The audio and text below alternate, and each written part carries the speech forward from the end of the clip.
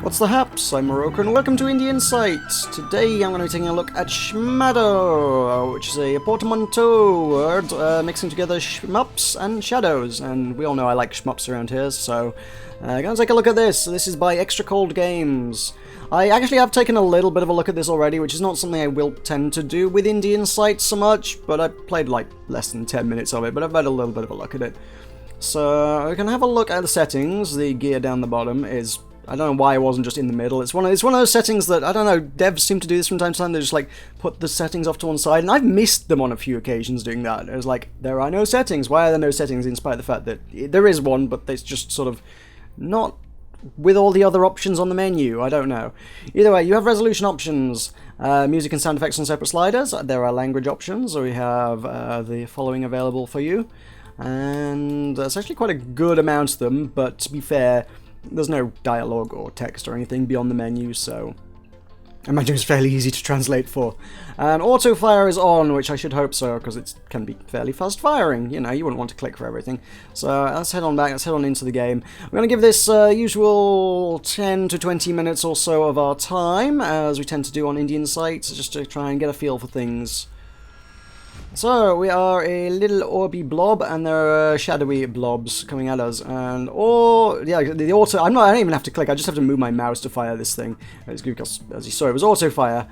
Whether turning that off just means hold down mice to fire or not, I'm not sure, but the fact that this is on by default is kind of, there's no real cause at any stage in the game to not be firing. You fire really fast, and there are no things that, at least that I'm aware of, that you don't want to be firing at. So, yeah, there's no real downside to not firing, so auto-fire it is. The whole light and shadow dynamic is kind of an interesting one. Is your character glows and your bullets glow, so you kind of light up the arena so that you can see what you're doing by shooting. You have to shoot at stuff to be able to see stuff, which is intriguing. And yeah, you don't die instantaneously. That's a nice power-up, I'll take that. You don't die instantaneously if you take a hit, but your light diminishes. I'm not sure if it's kind of a regenerating health thing. It might be, but it's a very... If it is, it's a very slow regenerating thing. I suppose I should hit things and see... Yeah, there's nothing on... There's a lot of dots and things on the interface, but it's not immediately clear if any of those are my health. I'm not sure they are. You just kind of have to... You have to gauge these things by how bright you are, really.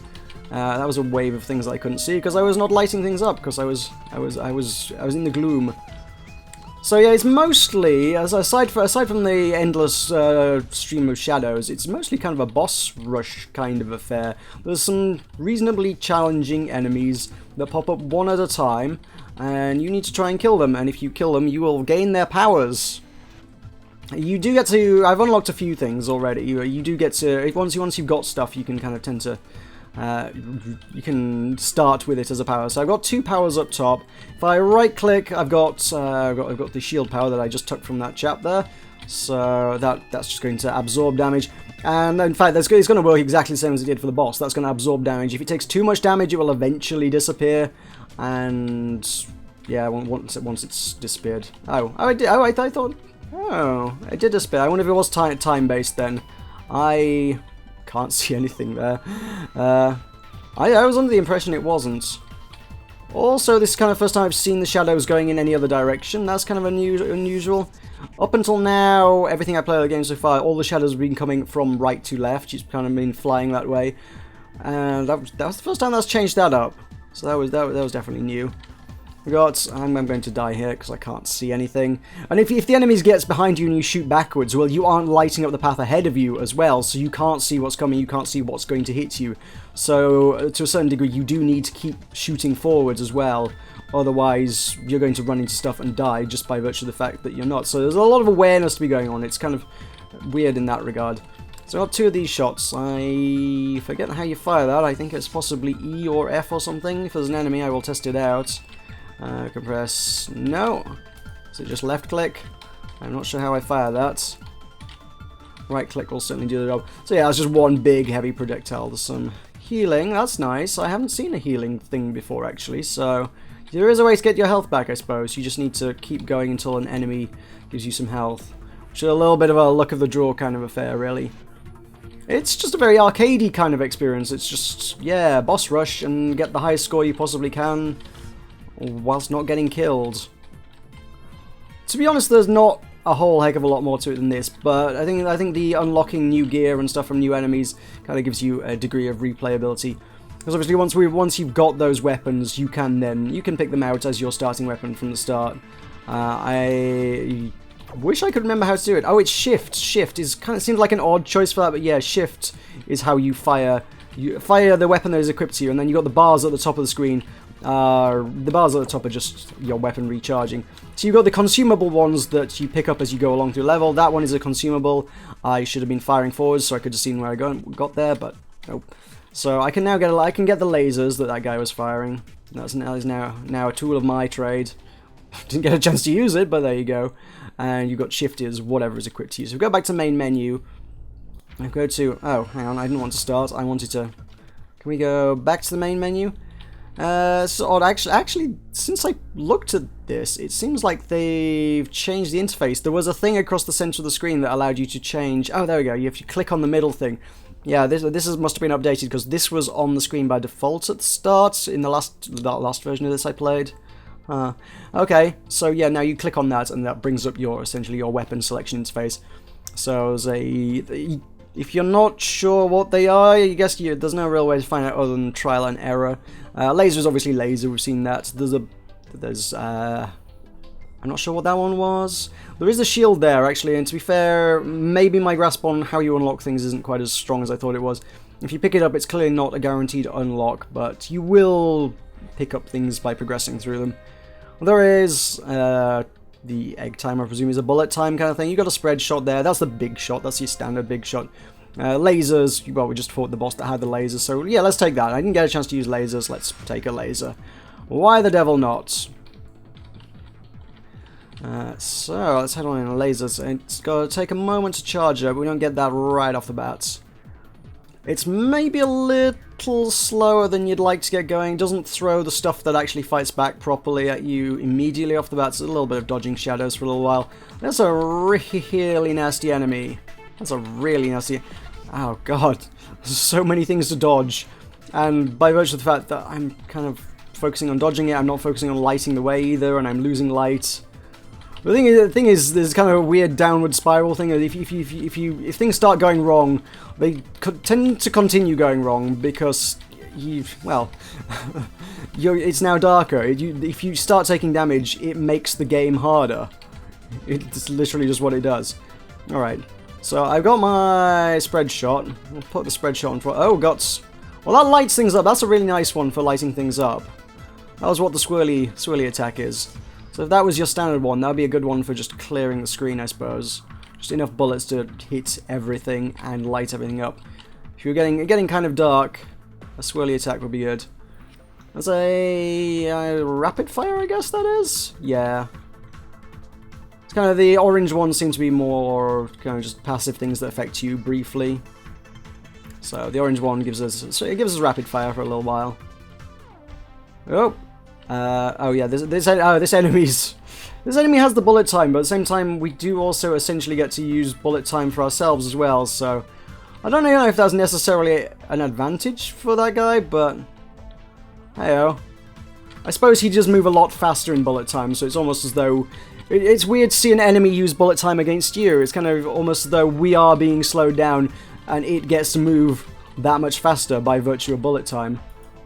What I want to do is, let's laser him. There we go.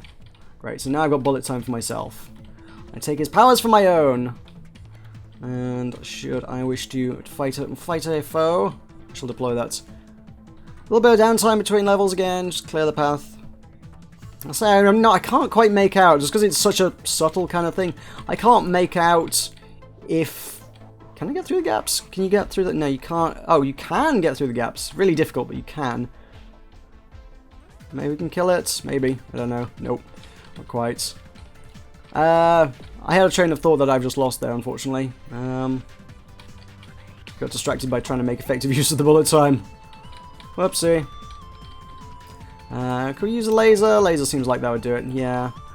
I don't make anywhere near good enough use of the power weapons because they are pretty potent. They can, if you use them, if you deploy them well, you can kill bosses reasonably effectively with them. So if I could just, in fact, I've actually got a much bigger hitbox now because I've got this. This boss isn't terribly difficult to dodge his bullets, but now half my shield got stripped off because my shield's so much bigger than me. We could just do that. Seems like that would kill him. We could also do a laser. There we go. Let's give us another laser. We have 2 lasers. Multi-lasers. Oh yeah, I was talking about the brightness. It's because the light effects are such a subtle thing.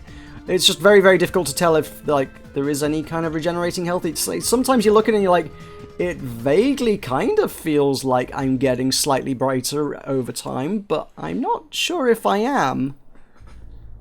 It's a strange critter. Alright, let's go. Let's try something else. Let's go with that, because I wasn't sure what that one was, mostly. It's the ball with an arrow next to it. We'll find out what it does. As we shoot our way through the gloom once more. A bit of preamble, a bit of kind of unnecessary feeling preamble. Visually, if we're going to talk visuals, because this is something I have not covered, and I kind of should. Oh, it's a boomerang, that's what we got. Huh. Yeah. Visually, it's obviously not a remotely complex thing at all. It's almost going for like the same kind of aesthetic that a lot of indie games do, which is what one would just say the limbo aesthetic, but at the same time, that usually kind of winds up being applied to like puzzle platformer type things. So seeing a shmup it's definitely got some originality points in that regard. I don't know, I feel like maybe I would like to see a little bit more colour in there. Just the occasional enemies, I don't know, maybe not enough. It's a fairly bland looking thing, all things considered. It's striking but bland, unfortunately. It's not the greatest looking thing. Just more colours. I mean, you could put a bit of colour in the background, it could look kind of cool, I feel. If it was just, you know, silhouettes with coloured things, or maybe if you shot bullets that injected some colour into the world, I don't know. I'm kind of more, I am a sucker for the kind of the colourful shadow silhouette-y kind of aesthetic, to be honest. I played a few things that I just like that kind of style a lot, and there's a lot of stuff I just play just because I kind of really like that. But I don't know, maybe they didn't want, maybe they contemplated that and didn't want to do that. So I've been intrigued to see whether it would work well for this game. Oh, it's one of those things where it changes direction again, so I need to shoot in a different direction. In fact, to be fair, there's shadows coming from all directions. It's really, really confusing. And I'm going to die, I'm quite certain of it. Yep. There is a new weapon there, though. Can I acquire it? I can. I don't know what that does. I don't feel like I've seen this one before. So I don't know how much more there is to tell you about this game. I've mostly exhausted it. Like I say, it's kind of an arcadey thing. If you're looking for an arcadey thing, yeah, well, you could do worse than this, I'm quite sure. But if you're looking for something with a lot of lifespan, I don't know. I don't know if you would. I genuinely feel like I've exhausted a great deal of what this game has to offer. And well, what have I been playing it for? About 25 minutes total now. At the same time, it's not like you're shelling out a lot for it at a price point of, I believe, £1.59 or your original equivalent. Maybe this is just that snack-sized game that you wanted to play for half an hour. For £1.59, you could certainly do a lot worse. Not every game needs to cost you a fortune and set you back loads. Sometimes maybe £1.59 for half an hour or an hour's entertainment is all you really need out of a game, and maybe this game does just that for you. Well, there you go, this is Shmadow. I have boomerangs. I don't think I'm going to play much more of this. I think I have exhausted my entertainment, but as I say, I almost kind of feel like maybe that's what they're going for with it. Maybe that's what it is. It's Shmadow. Thank you very much for watching. I've been Moroka. I'll see you next time.